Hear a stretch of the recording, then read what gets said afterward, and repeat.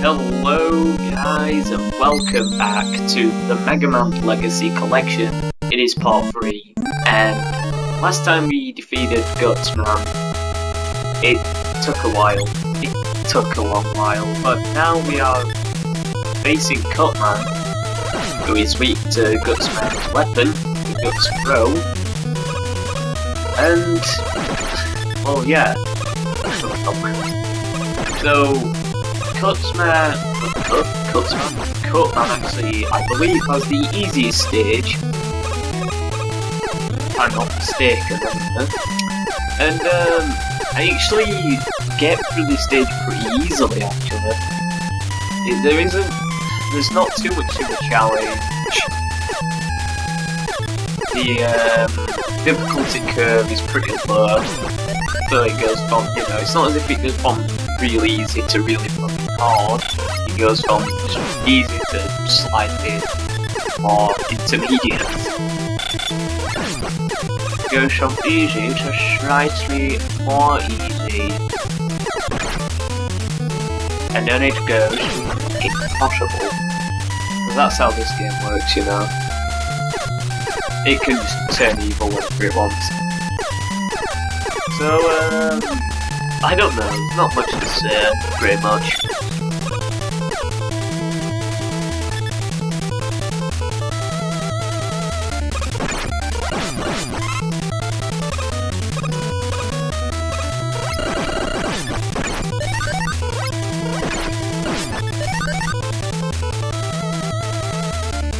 So you see here, I've got low health, so it's not looking good. But as you see there, those movement blocks are called adhering Susies, and there's a lot in this level, and they actually cause us quite a lot of slowdown, as you can see there, because the Megaman Legacy Collection is actually sort of like a port or an emulator. It actually tries to create the most, it tries to go back to the roots of the NES days. So when this game was released in 1987, he's trying to keep all the glitches and slow down, and all of the limitations that the NES had. Even all the glitches, such as the Thunderbeam weapon glitch, which you will see because I'm going to need it. I can't beat any of the bosses on my own, since I'm not skilled enough, so I have to use it. Particularly against that yellow belly bastard known as the Yellow Devil. He's certainly a devil, I'll give him that, and he is yellow of course.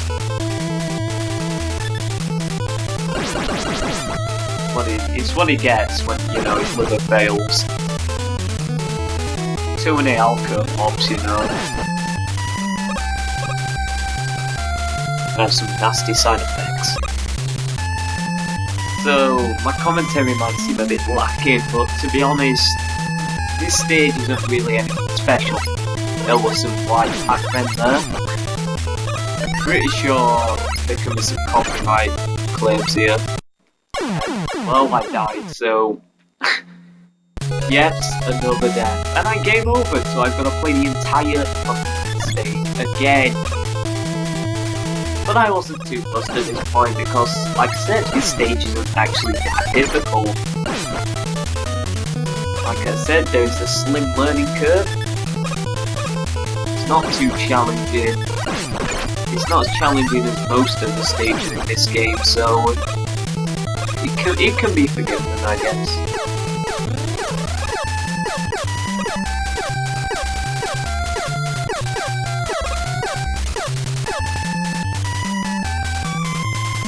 Yeah, I would have had this uploaded sooner, but I had to actually enroll at my college today, so that's why it probably won't be uploaded as quickly. I'm sorry for the delay. If you were waiting for it, which I highly doubt. I'm so lonely.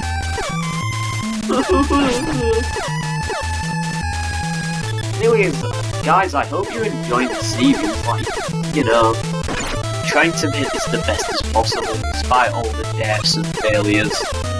Trying to make it as entertaining as possible, but sorry if I'm not that great. Like, there's only so much you can do software on these.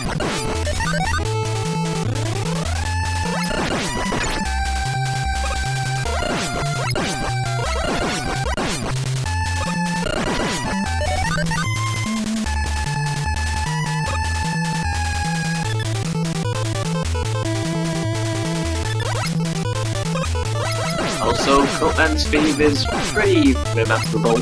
No, that's definitely not a word. I'm pretty sure my C grade in English would say that that's not good. Not a word.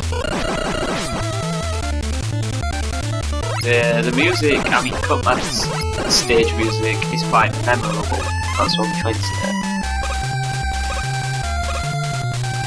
If I had to say, my favourite theme from this game would be Elecman, mainly because that is the most, you know, it's the song that made this game popular, really. And if I'd say a second place, I would have to say Iceman. Because his stage theme is underrated in my opinion. But when we get on to Megaman 2 and Megaman 3, that is when the music starts to get actually pretty good. Then when we get to Megaman 5, that's when the music goes downhill.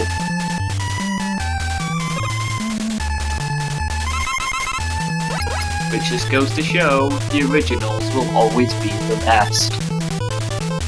So, you know, like it's a metaphor really. These games are a metaphor of classic gaming. As you can see here, this is probably the only threat at the stage, spikes. But I think if you use the invincibility frame, like if you get hit there, you can use those few frames that you have to just get out of the way and move on to the next screen.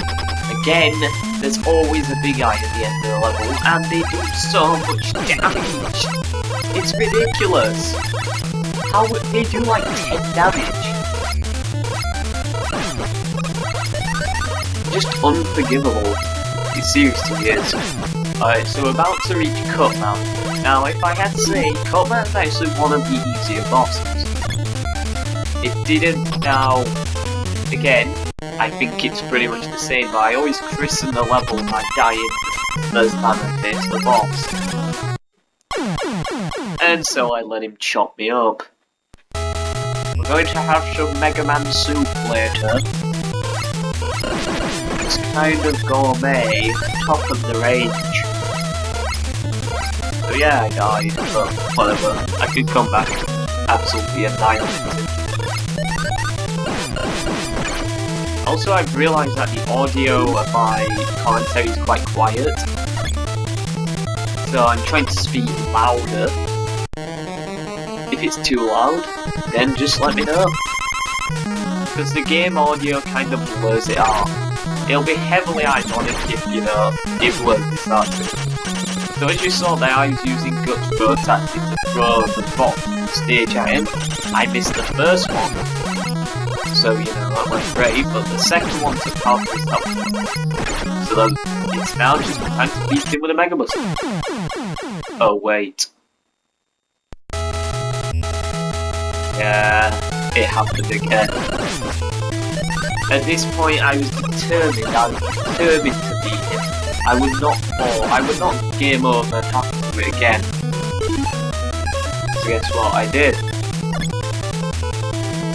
I thought I could stay, but I didn't. You see, I actually thought I could use Guts Throw again, but the blocks once you use them don't respawn. So, I used the Mega Buster and will destroy him. Alright guys, now what happened there is pretty much it cut off there because, you know, my recording time ran out on the last one. But if you were wondering what happened, I actually destroyed him, I pretty much wrecked him, I hardly took any damage, and I just absolutely annihilated him with the Mega Buster, so, you know. Alright, so we're now on once you beat Cutman, you move on to Elecman, who I've just said is probably the best stage room in the game. You may have heard it on starting. And I don't know, like, this stage is horrible. It's not as bad as Gutsman's. It's not as bad. But seeing Gutsman's, the first area was the only bad part. In Elecman's, the entire stage is just bad.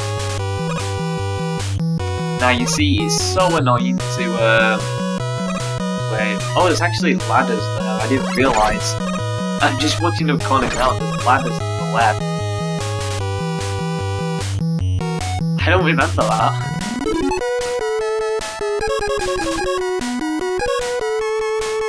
You see, this part, I actually haven't finished Elecman's stage. I let it kill me there because I had no lives and I wanted to, if I game over, I'd get full lives and I would simply start back here, which isn't far from where I died. But anyway, like, I haven't actually finished Elecman's stage as I'm commentating this is just pre-recorded gameplay. I've yet to finish his stage, which I'll probably do today, if you're watching now. I probably would have done it. As I speak now, I will, I'll record the rest of the stage, because I just got pissed off with it, so I might redo the stage over, and I don't know. But as you also, I need to stop repeating my words, because, no. Anyway, you may have died again. Really? I died on the first screen. It's ridiculous. Just screw this Right, but anyway, what I was trying to say was that this is actually the first video of the series, part 3, to actually feature 2 stages in it. Because I got through Cutman's stage fairly early, it was like 7 minutes. I was like, come on, I can't have a 7-minute video, that's too short. So I snuck in an early bit of gameplay for Elecman's stage, or just the first part, and now it's twice as long, it's 13.5 minutes.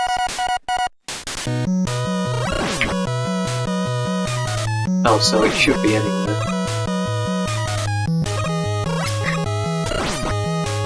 So this also makes it the longest video in the series so far.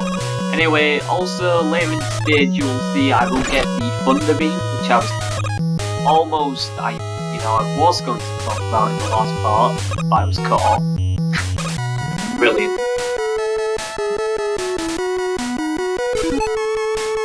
But the Thunder Beam basically allows you to create your own platform so you can jump up on it, and it allows you to bypass hard, tough areas, like tough jumps and stuff, which I will definitely be using later. But the thing is, you actually it's not as if it's optional, you actually have to get the Magnet Beam to complete the game, because when we reach the Wily stages, I think in Wily Stage 1, you actually need Magnet Beam to get to this ladder, to get past this certain area, so I hate it, and you also need either Lex Beam or Guts Throw to actually get into the castle, so, I don't like games that force you to use equipment, like you need to use it. I like games, like in Megaman 2 you'll see, there's a boss where you have to use a certain specific weapon on him, and if you don't use that weapon, well, pretty much you can complete it. But I'll talk about that when we get to Megaman 2. And I died. Screw those guys. Alright guys, so I'll see you in the part 4 when we beat Elecman stage. See you then.